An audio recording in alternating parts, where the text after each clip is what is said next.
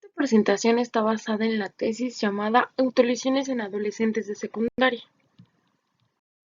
Para comenzar definiremos qué es autolesión. Bien, es una conducta deliberada que consiste en dañar su propio cuerpo a través de cortes, pellizcos, mordidas, quemaduras, entre otras cosas. Uno de los más frecuentes actualmente son los cortes.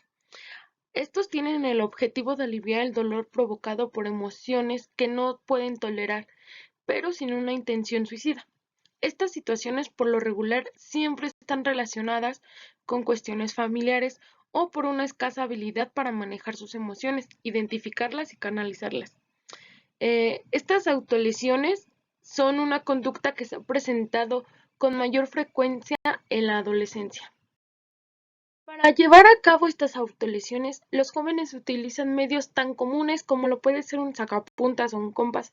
Se pueden lesionar en la escuela, en su casa, con el fin de ser ayudados, entendidos y escuchados.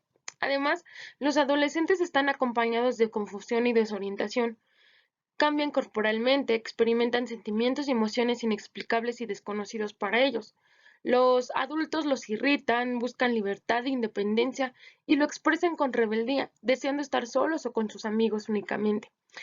La tensión que puede generar el desarrollo de la adolescencia es lo que evoca diversos comportamientos que dañan la integridad de los adolescentes. Esto hace que capten la atención de los profesionales de la psicología, quienes se encargan de encontrar métodos de intervención adecuados para este tipo de población y sus características. Se han realizado diversas investigaciones mediante las cuales se busca definir a las autolesiones. Muchos de ellos son los siguientes autores. Los primeros autores por ver son Rodríguez, Gempeler, Pérez, Solano, Meluc, Guerrero y Lehmann en el 2007. Estos autores tienen como base el psicoanálisis y entienden los actos de daño infligidos sin intencionalidad suicida como un comportamiento de automutilación, tales como cortarse la piel de los antebrazos, de las piernas, el abdomen, la planta de los pies o los dedos, así como provocarse otras lesiones como arañarse o quemarse con cera, cigarrillos o plásticos calientes, golpearse la cabeza u otras partes corporales contra superficies o pellizcarse compulsivamente la piel hasta sangrar o sentir dolor. Estos autores mencionan que el cuerpo constituye una frontera y a la vez facilita un intercambio permanente entre el mundo interno y el mundo externo, cumpliendo entonces una tercera función de intermediación entre el ello y el mundo externo. Por otro lado tenemos a Manca en el año del 2011, que también desde una perspectiva psicoanalítica define y entiende las autolesiones deliberadas como una conducta que origina un daño o una herida al propio cuerpo o a partes del mismo, y se caracteriza por una intencionalidad, reiteración y falta de intención. De igual manera se presenta una falta de control del impulso, por un aumento de la tensión y por una sensación de alivio sucesiva a la puesta en acto de la autoagresión. Las partes del cuerpo más frecuentemente atacadas son los brazos, las piernas, el tórax y otras zonas de la parte frontal del cuerpo, siendo esta por un lado la más accesible y por el otro la más fácil de ocultar, con el fin de poder mantener completamente en secreto tales conductas. Asimismo, Shelley, en el año del 2007, realizó un análisis sobre la autolesión, defendiéndola como una conducta que está dentro de la esfera de dañarse el cuerpo de forma deliberada, pero sin un intento de suicidio, a pesar de la presencia de una ideación casi suicida. Sin embargo, en ocasiones esta autolesión puede ser mortal y además puede evolucionar a formas de autolesión más severas y, por lo tanto, incrementa la posibilidad de muerte. También hace referencia a que la reacción de quien se corta pertenece en gran parte a una experiencia de inminente catástrofe psicológica que, hablando subjetivamente, es sentida como amenazante. La conducta considerada problemática por los observadores, quienes son los padres, los profesores, las amigas o los terapeutas, es vivida por el adolescente como una manera para solucionar sus problemas. Por su parte, también tenemos a Kirchner, a Ferrer, Forns y Zanini en el año del 2011, quienes definen el comportamiento autolesivo desde una perspectiva cognitivo-conductual como el desempeño socialmente inaceptable y repetitivo de los cortes, los golpes y otras formas de autodaño que causan daño físico leve o moderado. Igualmente tenemos a Fabasa de 1996, citado en el autor Vázquez en el año 2009, que sostiene que desde el punto de vista biológico, los bajos niveles de serotonina juegan un rol importante en el hecho de la autolesión. En este sentido, ante el dolor, el cuerpo libera ciertos péptidos opiáceos que producen una sensación de placer. Entonces, algunas personas se autolesionan buscando sentir placer o sensaciones positivas en los momentos que experimentan sentimientos de disforia intensa. Existen también las condiciones que impactan negativamente en las emociones de los adolescentes y estas son las que los pueden llevar a autolesionarse. Las principales son las familias en las que se maltrata física y emocionalmente a los adolescentes, familias en proceso de divorcio, el abuso sexual adolescente o problemas en el desarrollo de la autolesión en los adolescentes. Como primero tenemos a la familia, que es el que otorga el sustento físico, social y psicológico de un ser humano desde que comienza su vida y lo rige en sus años posteriores. De acuerdo con el autor Jurich de 1992, podemos encontrar distintos tipos de familias en las que se maltrata física y emocionalmente a los adolescentes. Entre ellas encontramos a las familias normales mal adaptadas, las familias idealistas desilusionadas, las familias déspotas destronadas y las familias agresoras crónicas. Como primero tenemos a las familias normales mal adaptadas, padres que señalan que su conducta abusiva procede de un comportamiento desobediente por parte del adolescente o de una discusión con ellos, pues los adolescentes traen consigo muchos cambios. La necesidad de los adolescentes de individualizar las cosas entra en contradicción con la necesidad de los padres de consolidarlas. El adolescente está desafiando los límites y luchando por su independencia. Este desafío y comportamiento, que si bien puede ser maduro, no puede ser percibido como positivo para los padres. En muchos aspectos, el maltrato físico de estas familias es secundario al maltrato emocional y simbólico que provocan. De igual manera, es peligroso porque si la familia no desarrolla las competencias necesarias para afrontar el estrés de los años adolescentes, estas familias normales mal adaptadas pueden degenerarse hacia otras formas más graves de malos tratos físicos. Luego tenemos a las familias idealistas desilusionadas, que durante la niñez de sus hijos se han preocupado por ellos y han sido excesivamente indulgentes. Y al igual que en las familias normales mal adaptadas, existe poca o nula disciplina física. Por consiguiente, tenemos a las familias déspotas destronadas, que siempre han empleado la disciplina física y el castigo. Han sido especialmente rígidos durante la educación de sus hijos y en cierta manera a lo largo de su vida. La estructura de la familia es rígida y está diseñada para ser insensible a problemas de estrés. Luego, por último, tenemos a las familias de agresores crónicas, que son casos más graves de maltratos físicos a adolescentes, tanto en términos de frecuencia como de intensidad. En estas familias el patrón de abusos comenzó en la infancia y ha continuado hasta la adolescencia. Otro componente que puede dañar a los adolescentes es el divorcio. Autores como Fernández, Encanra y Godoy sostienen que independientemente del periodo evolutivo en el que el niño se encuentre, la separación de los padres tiene un efecto directo sobre el mundo emocional y conductual del menor. Entre los problemas más frecuentes que se generan suelen ser los emocionales, seguidos de problemas escolares, sociales y físicos. En este caso, los cortes en el cuerpo se pueden presentar cuando los hijos están sintiendo involucrados en las dinámicas de las peleas y los conflictos de los padres. Es una forma de evadir lo que están sintiendo y al mismo tiempo de pedirles a sus padres que dejen de pelearse y les pongan atención a ellos. Tenemos a la autoestima, que es la suma de la confianza y el respeto por uno mismo. La autoestima es el componente evolutivo del concepto de sí mismo.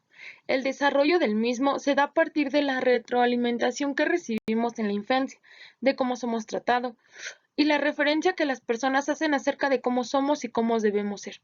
Es decir, de la confianza al respeto y la valía que nos demuestren y nos enseñen a tener por nosotros mismos.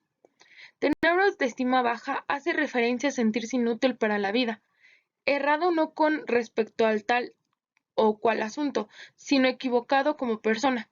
Numerosas personas padecen sentimientos de inutilidad, inseguridad, duda sobre sí mismo, culpa y miedo a participar plenamente en la vida, una vaga sensación de que lo que soy no es suficiente. No siempre estos sentimientos se reconocen y admiten con facilidad, pero ahí están presentes. La autoestima en cualquier nivel es una experiencia íntima, reside en el núcleo de cada persona, se refleja en lo que piensan y en lo que sienten sobre sí mismos. Es un concepto, una actitud, una imagen, un sentimiento y se representa por la conducta. Además, es la capacidad de valorar el yo y tratarnos con dignidad, amor y realidad. Y es por ello que la integridad, responsabilidad, sinceridad, el amor y la compasión surge con facilidad en aquellas personas que tienen una elevada autoestima.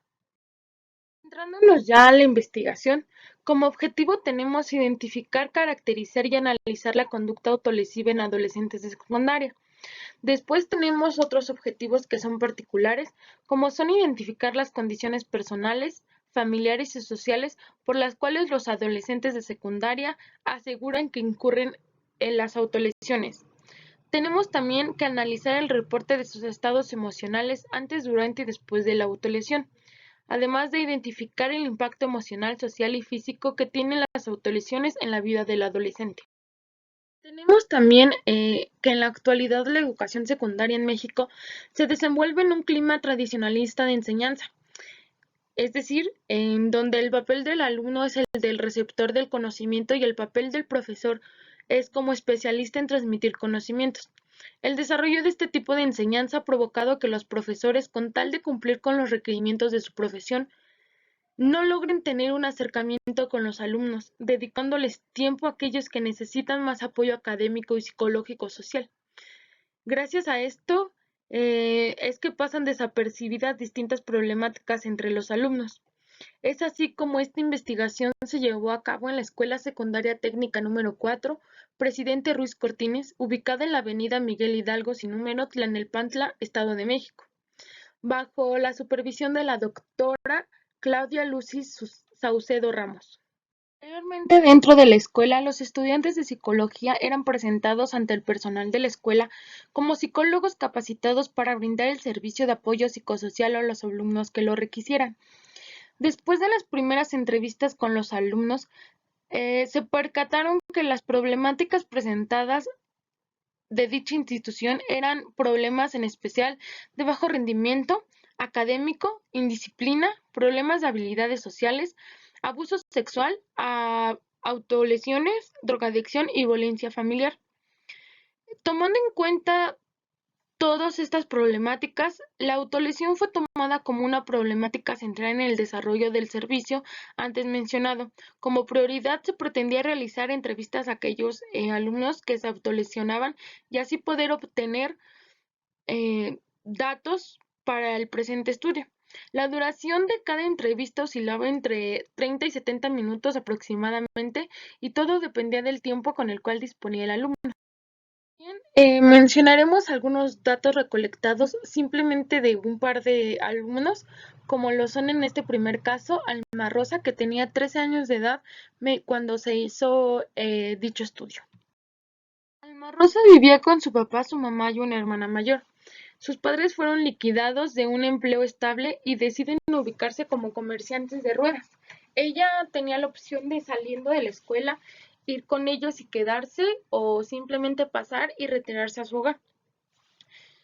La queja fundamental que el adolescente expresaba era que sus padres no le ponían atención, que se la pasaban trabajando y que atendían más a su otra hermana. Lloraba ante los desprecios que le hacían en casa y comentó que sus padres la habían pegado fuertemente en diversas ocasiones. Ella se sentía muy triste, bajó de calificaciones y optó por realizarse fuertes cortes en el cuerpo, sobre todo en los brazos, y también habló de ideas suicidas que tenía al sentir que no le importaba a nadie. Si bien es cierto que ella no quería que sus padres se enteraran de los cortes, ella esperaba con ansias que le pusieran atención. Para ella estaba claro que lo que deseaba era un mayor reconocimiento por parte de sus padres, ante la sensibilidad que desea tener. Reportó que una amiga en su escuela la aconsejaba para que ya no lo hiciera, pero que sus motivos no eran tan fuertes y ella lo continuaba haciendo. Además, en el caso de Alma Rosa nos habla en general de una extrema sensibilidad y lo que ella consideraba como abandono emocional por parte de sus padres. Este caso es de un joven llamado Damián que tenía la edad de 13 años en dicho estudio. De Damián tenemos que vivía con ambos padres y recientemente al papá le habían diagnosticado diabetes. El señor era empleado y la señora era ama de casa. Los padres, bueno, la madre decía que ella ya se había percatado de los cortes de su hijo, que habían hablado con él e incluso lo habían castigado. Sin embargo, estos cortes se los aquejaban a la influencia de la música que él escuchaba, que era la metalera. El joven expresaba que todos en su familia eran tímidos, que explicó que se hacía los cortes solamente en la escuela y que le gustaba que la idea de que sus compañeros se fijaran en él y así poder tener amigos. Como conclusión, a partir de todas las entrevistas que tenemos, que no fueron mencionadas aquí, puesto que son muchas, tenemos que uno de los componentes que son más mencionados entre estas entrevistas son los problemas familiares, en el que los padres peleen o alguno no se encuentra en casa, estrategias de disciplina inadecuadas que son como los golpes, los gritos, este, o incluso el divorcio, son una de las condiciones que afecta también, de las principales. Además, como otra eh, condición tenemos la terminación de un noviazgo y el dolor emocional que acompaña a una pérdida de este tipo. También tenemos la falta de habilidades para expresar sus preocupaciones y el malestar emocional, que es la timidez, el miedo a no ser escuchados y la extrema sensibilidad emocional.